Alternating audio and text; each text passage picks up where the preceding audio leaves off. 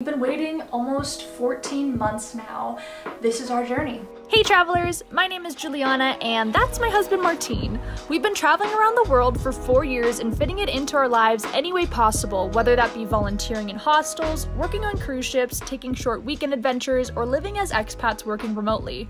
Our goal is to show you how to have unique and memorable trips, no matter what your circumstances. I am a US citizen and my husband Martín is a Mexican citizen, and in this video we're going to be talking about the timeline, the process, and all that is involved in getting not only the K1 Fiance visa, but getting US citizenship in general. This process has been incredibly eye-opening, so even if you're not going through this process yourself, I promise you're gonna learn a lot about the immigration system just by watching this. Knowing exact timelines and dates was super important in our process of learning about the K1 visa, so in this video I'm going to make sure that I tell you guys the exact dates that each step has happened so far. First, let's talk about what the K1 Fiance visa is. Now, what a lot of people don't realize is that if you want to be legally married in the United States, you need to get a visa before to make sure that you're not committing fraud. If you don't do that, you could get in huge trouble. My husband and I, we were symbolically married on February 1st in Mexico. We decided to do that before because we don't really know how long this whole thing's gonna take, but technically, we're not legally married yet. So just wanted to do a disclaimer here first so you guys understand that before we get started. There's also a separate process that people who are already legally married have to follow. Since we're not legally married, we are following the fiance visa method. First step is to apply for the I-129F. This is also known as a petition for the K1 visa. The cost of this visa is $535 and is sent to the USCIS. This process includes so much stuff you have to send, so just be very careful and make sure you reference the website to find out everything you need to send. But some of the things that we had to send were passport photos of both me and Martín. We also had to send copies of our passport or your birth certificate if you don't have a passport. We had a really long form we had to fill out that included all of our employment history and history of where we've lived in the past, as well as all the times Martín has entered the US, which that was hard to pull together because he's been here a lot. You also have to show proof of your relationship, as well as evidence that you've met before in the past couple of years, as well as a letter that you've signed that states you do intend to get married when your fiance enters the US. This was a ton of work to do, but just make sure you're super organized and get it all together, send it away, and then you'll get notified that they've received your petition. A huge tip I have for you guys is provide way more evidence of your relationship than you think is necessary. I had only sent a couple photos because I'm so confident in our relationship because we really do know each other and we've seen each other many times. But turns out they did end up asking for more proof later on, so my tip is to provide way more than you think is necessary because it'll save you some time in the long run. Proof of relationship could be photos together. We sent some screenshots from YouTube videos that we had posted together, copies of flights that you were both on, or hotel reservations that you made to go see each other. I know people sometimes even submit copies of text messages. There's all sorts of things you can do. Once we had provided all of those things I just mentioned, we were able to continue on in the process. To give you a timeline of how this part worked, we applied on May 4th, 2019, and we received confirmation from the USCIS that our petition was received on March 14th, 2019.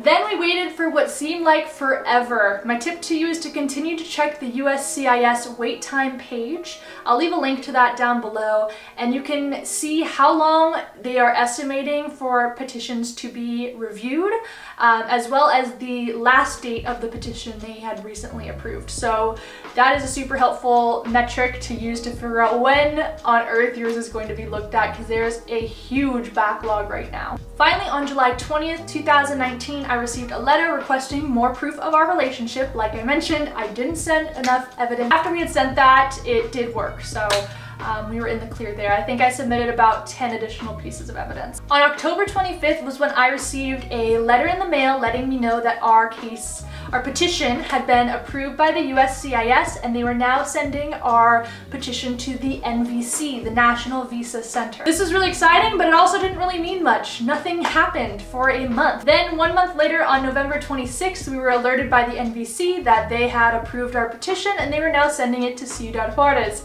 This whole time I was just like, okay, so you're sending it here, you're sending it here, you're sending it here. When is the interview gonna happen? At this point, we'd already been waiting a long time. On December 10th, I received a letter in the mail letting me know that the embassy had received our application and it was time to book the interview at the consulate. We were so excited. This has been what we were waiting for all year long, and it was finally happening. Just a little background for those applying in Mexico. The interview does happen in Ciudad Juarez, so that is where you need to go to do your interview, and travel arrangements will need to be planned. You're going to need to spend a couple days there. 1 day to do your medical exam, 1 day to do your biometrics exam, which is fingerprints, and then finally your consulate interview, the most important part, where you meet with them and answer all sorts of questions and hopefully get your visa. You don't get it right away though. They're going to send it to you in the mail. They'll send your passport. You get to choose where it's sent to, and then from there you get to hopefully come to the United States. So back to December 10th, we received the letter. We went to a website to make these appointments, and we saw that the next available interview was April 1st. 2020. So that was a lot longer than I expected. We truly were prepared for him to go a week from then, but no, 4 months later, which was actually fine because we had to do our honeymoon and our symbolic ceremony, so it worked out for I guess the best at that moment. We'll get to that in a second. I also wanted to point out that all communication up until this point was directly with me, the US citizen. So they had sent a lot of letters in the mail to me to move on to the next stage of every step here, and sometimes they would randomly send an email along with it. That was really random though. It didn't happen in all these stages, just like once or twice. When you make the appointment for the consulate, your medical interview, and your biometrics exam, you also need to fill out a new form, which is called the DS-160, which is so similar to the I-129F that you filled out before. It asks a lot of the same questions, just basic like age, date of birth, like history of all the times you visited the US. So you submit that and then you're able to actually make the interview. At this time, you also need to pay $265 electronically. In terms of the location of the interview in Ciudad Juarez, it happens at the embassy, and everything else that happens, like the medical appointment, biometrics, is all in that same area, and there's tons of hotels right there, so you don't need to worry about like leaving your hotel too often just to go to these appointments. So that's one really nice thing, is it's all right there. Now here's where things get interesting. In 2020, what happened? A giant pandemic. It was around, gosh, I want to say like March 20th that we found out Martin's interview was canceled at the consulate, just maybe 2 weeks before it was supposed to happen. Unfortunately, they stopped doing interviews, and we immediately changed our interview date to July. I remember at the time this happened, I was so heartbroken. I was so frustrated because my husband had actually gone to Mexico to go do this appointment, where I was in the US, and we were only expecting to be apart a couple of weeks, and it turned into now 2 months because he's stuck there and I'm stuck here. And we made the appointment for July, and I was really frustrated because I was like, man, like, probably, like, I wish there was something sooner, but now in retrospect, it looks like we might not even have the interview then, so I'm kind of just thankful to have an interview. Hi, Juliana from the future here. The interview did end up being canceled. They canceled all interviews at the consulate in Ciudad Juarez for the foreseeable future, and this time there are no available appointments left. I decided to make the decision to travel to Mexico and be here until who knows when. Who knows when the interview is going to be. So just wanted to give that disclaimer that as of right now, there are no appointments available. You may have already heard about Trump's immigration ban. It does not affect K-1 visas, so they do say they're still processing them, but from what I've heard, many consulates, they are closed because of COVID-19. They're just not accepting interviews. So the hope is when COVID-19 gets better, interviews will begin again. I'll leave any updates in the description if we have any. Right now, my big hope is that they hire more people to help these cases go by faster and help interviews become more expedited, because it has been a really long process to wait. By the time the interview happens, it'll have been 14 months since we applied, which is record long for this whole fiancé visa process. I was actually looking back on an article that I had read when I first applied saying that it usually takes 7 months to get an interview, and boy what I would do to just have 7 months. That would be a dream, but yeah, no. It took us 14 months and we don't even know if that interview is gonna happen. So what happens after the interview? After that, if the visa is approved, like I said, it takes 2 weeks for it to be sent to the person who's trying to get to the US, and then they have 6 months to enter the US. So they don't have to worry about moving right away. You have 6 months, but from the moment they enter, be prepared to stay there for quite a long time. You do have 90 days to get legally married, so do that, and you can immediately apply for adjustment of status. This is the green card process. So that is a whole other thing. You're gonna fill out another form. There's some more documents you need to send. And the cost for the adjustment of status is $1,140 at the moment in 2020. Can your spouse work right away? The answer is no. Sadly, right now, the estimated wait time for employment authorization is 6 months from submitting the adjustment of status. And right now, it's also taking about a year to receive the actual green card. What does this mean?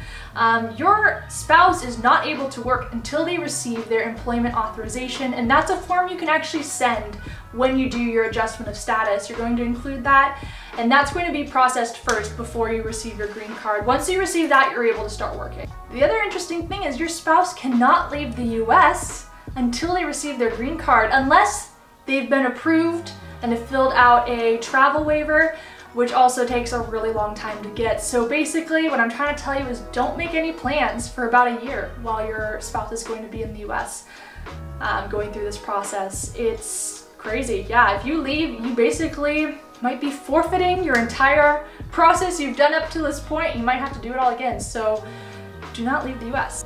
Then once your spouse receives their green card, they can hold their green card for 3 years and then apply for citizenship, which haven't started learning about that yet because that's many years down the road. But that is the process to becoming a US citizen, starting with being a fiancé. In total, it looks like this process could take over 2 years to actually get the green card in your hand from the moment you apply with your I-129F. And the total cost is $2,025 at the moment. And that's not including flights, accommodations, any passport photos you need to buy, the cost of sending mail, doesn't include that. I really hope this video has been useful to those of you who are going through this process and those just wanting to know more about the process to becoming a US citizen. It really is eye-opening, and I have a newfound respect for all those who go through the immigration system legally in the US. It is so expensive and takes so much time. It is truly a privilege to be able to do this, and I have definitely found a new passion for immigrant rights during this whole process. Certainly isn't easy, and I do plan to provide you guys more updates on what ends up happening with Martin's interview. Thank you guys so much for watching this video. Make sure you check out my other videos as well, and subscribe if this was at all helpful to you. Truly is the best way to say thank you to me and really means a lot in helping me with my YouTube journey. I also have a ton of videos about just travel in general, travel around Mexico because I used to live there for a little bit. Thanks so much for watching. So long, travel well, and make the world your neighborhood. See you guys next time. Bye!